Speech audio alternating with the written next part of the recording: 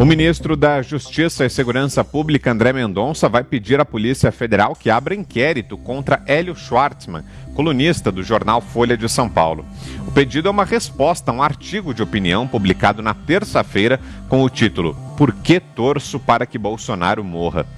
Para Schwartzman, o presidente prestaria na morte o serviço que foi incapaz de ofertar em vida. De acordo com ele, com Bolsonaro indo a óbito, milhares de vidas seriam poupadas, tendo em vista que o chefe do Poder Executivo minimiza os efeitos da pandemia. O ministro da Justiça afirmou que o pedido será baseado na Lei de Segurança Nacional. Até mesmo o presidente do STF, Dias Toffoli, criticou indiretamente o artigo publicado na Folha. Sem mencionar a Folha ou Schwartzman, Toffoli afirmou que é preciso ter respeito à diversidade, mas, de acordo com ele, uma sociedade não pode ser construída à base de ódio e intolerância. Por fim, avisou que sua mensagem tem cunho pessoal, mas também expressa de forma institucional o poder judiciário brasileiro. Abro aspas para Dias Toffoli. Somente um processo de pacificação cicatrizará as feridas deixadas por essa pandemia, que já tirou 66.868 vidas no Brasil. Essa foi a manifestação, então, do Dias Toffoli. Vamos começar a nossa conversa aqui. Zé Maria, queria ouvi-lo, saber o que você achou dessa iniciativa do ministro da Justiça e Segurança Pública, André Mendonça, de tomar providências aí contra o artigo do Hélio Schwartzman na Folha, Zé. Pois é, esse artigo ele foi visto aqui mais do que como um artigo qualquer, mas um posicionamento do jornal, quase um editorial. Até adversários do presidente Jair Bolsonaro entenderam que foi longe demais. E não adianta dizer que, olha, o presidente Bolsonaro, em épocas anteriores, já desejou que a então presidente Dilma morresse de câncer, ou mesmo desejou que fuzilaria o ex-presidente Fernando Henrique Cardoso. É um outro conceito, é uma outra situação.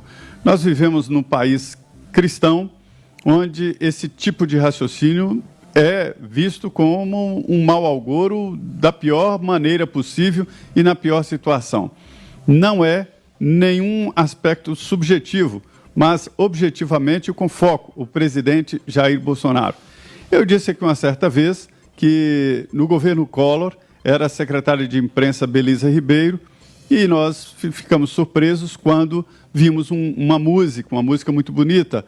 "Estou feliz, matei o presidente". Era do filho da secretária de imprensa, Gabriel o Pensador.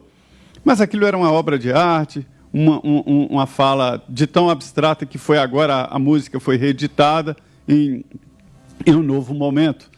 Esse não, esse é um conselho, matem o presidente. E isto é crime, incentivo ao crime. Olha, Vitor, eu estou convencido de que falas assim de irresponsáveis formadores de opinião é que fazem treslocados, como Adélio Bispo, se entenderem como salvadores do país, salvadores da pátria e do mundo, e que cometam essas loucuras, né? Isso é injustificável. O argumento técnico dessa história de consequência, de que as consequências seriam boas, né, esse consequencialismo, isso não convence ninguém. Isto é um incentivo ao crime. Não é liberdade de expressão. É a liberdade até no momento que ele se expressa. A partir daí, passa a ser a responsabilização. Se acontecer alguma coisa com o presidente, há uma ligação direta deste conselho absurdo e deste incentivo ao crime. Isto não é mesmo nenhuma visão de oposição. A oposição não pensa assim. Tanto é que o Marcelo Freixo entrou na justiça contra o presidente Jair Bolsonaro ontem, entendeu ele que ao tirar a máscara colocou pessoas em risco, mas ele defende ali que o presidente tenha um pronto restabelecimento.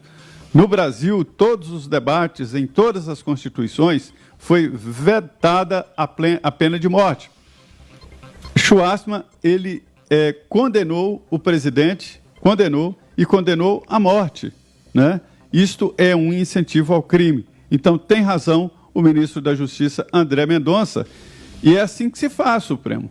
Não é o próprio governo investigando, punindo e prendendo, não. Pediu à Polícia Federal para abrir inquérito e investigar. Isso que teria que ser feito no Supremo Tribunal Federal, pedir a abertura do inquérito na polícia, É como deve ser feito o processo. Fala, Ana. Bom, mas a gente hoje, mais um dia que a gente viu máscaras caindo aí nas redes sociais, né? Porque a mesma turma que aplaude esse inquérito ilegal do STF em relação às fake news, praticamente esse estado de exceção que a gente está vivendo, né? Essa ditadura do judiciário e com essas garras aí orwellianas do ministro Alexandre de Moraes, essa mesma turma que aplaude hoje critica o ministro André de Mendonça investigar uma coluna, uma coluna de opinião desse jornalista que é muito mais militante do que jornalista, né? Então aí mais um dia que a gente vê a hipocrisia exposta. Pessoas que aplaudem um inquérito contra pessoas, jornalistas que não têm acesso ao processo, que um processo que não teve o trâmite legal, como o Zé muito bem colocou. Se pede o Ministério Público para investigar ou a Polícia Federal para investigar, não teve absolutamente nada nesse sentido, no caminho legal correto e constitucional, como esse agora está sendo do ministro, e fica tudo sendo jogado aí para a plateia dessa militância, inclusive jornalística, né? Ações antidemocráticas. O que são ações antidemocráticas? Quem é que vai decidir essas ações antidemocráticas? Eu espero que essas pessoas continuem falando, porque quanto mais elas falam, mais elas expõem essa hipocrisia e acaba que muita força e até da base do governo vem exatamente dessas pessoas. Esse tipo de opinião, esse tipo de coluna, esse tipo de matéria acaba entrando numa própria campanha já antecipada aí do presidente Bolsonaro, porque expõe muito a hipocrisia desse lado muito militante da imprensa. E você, Fiuza, gostou da decisão do ministro da Justiça, André Mendonça, de acionar a PF nesse caso? Olha, Vitor, o governo não tem reagido assim em geral, né? Ao contrário, o próprio Bolsonaro tem falado, pode dizer o que quiser, liberdade de imprensa, podem falar o que quiserem, e vamos combinar que já se falou de tudo, né? Já se falou de nazismo, de genocida, de tudo, né? Então, a estratégia do governo vem sendo não passar recibo. E, de fato, os críticos, né, que extrapolam nas suas críticas, eles vão caindo no ridículo, eles vão se desmoralizando sozinhos, quando as críticas não se confirmam com a realidade. Agora, eu tenho a impressão de que, nesse caso, é para dar uma provocada no STF, né? Porque isso vai bater no STF, e aí o STF vai ter, como nós falamos aqui ontem, que dá essa resposta. Vamos ver se são 2 pesos e 2 medidas. Claro que serão, né? Porque sempre são. Mas o STF está nesse padrão atualmente, né? Se chamar o Alexandre de Moraes de chato, você pode ser preso, né? Porque até agora não há, né, a opinião pública, a defesa dos envolvidos, ninguém entendeu aqueles arroubos, alguns que resultaram em prisão, outros que resultaram em quebra de sigilo, invasão de domicílios, etc. Então, acho que nesse ponto é uma espécie de estratégia para chegar no STF, né? Do contrário, eu acho que o governo, a decisão do presidente, pelo menos, é essa, deixa correr, deixa falar. Ele falou disso ontem, inclusive. Agora, Vitor, sobre a premissa do articulista, né, de que a conduta pessoal do presidente da República induz a um comportamento da população que leva pessoas à morte, se é esta a premissa, então quero dizer o seguinte, tem bastante gente que vai ter que ser acusada de assassino e genocida por defender o lockdown. Porque hoje, com mais de 3 meses já de experiência na pandemia e na reação da pandemia, e nesta diretriz colocada principalmente pela OMS, depois revista de várias formas pela própria OMS, de que todo mundo fica em casa e resolve o problema, isso era uma hipótese, não tinha base científica, essa hipótese fracassou como uma panaceia, como um lugar realmente seguro.